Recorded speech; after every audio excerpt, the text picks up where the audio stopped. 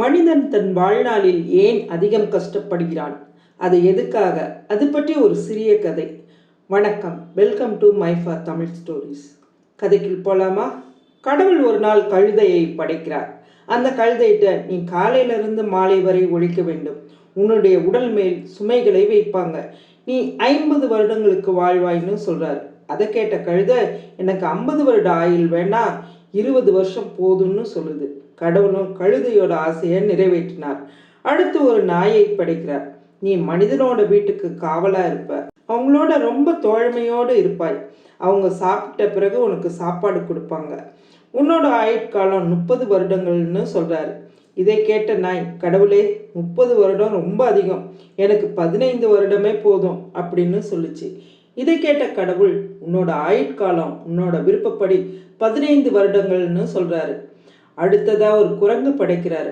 அந்த குரங்கு கிட்ட, நீ மரத்துக்கு மரம் தாவுவாய், வித்தைகளை காட்டி மற்றவங்களை சந்தோஷப்படுத்துவாய், உன்னோட ஆயுட்காலம் 20 ஆண்டுகள்னு சொல்றாரு. அதுக்கு குரங்கு, 20 வருஷம் ரொம்ப அதிகம், 10 வருஷம் போதும் கடவுளேன்னு சொன்னது.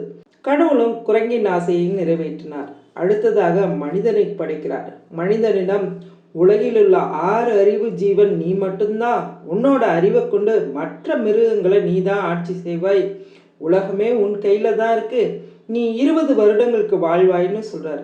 இதை கேட்ட மனிதன், கடவுளே 20 வருடங்கள் ரொம்ப கம்மி, கழுது வேண்டான்னு சொன்ன 30 வருடங்களையும், நாய் வேண்டான்னு சொன்ன 15 வருடங்களையும், குரங்கு வேண்டான்னு சொன்ன 10 வருடங்களையும் எனக்கே கொடுத்துடுங்கன்னு சொல்றான்.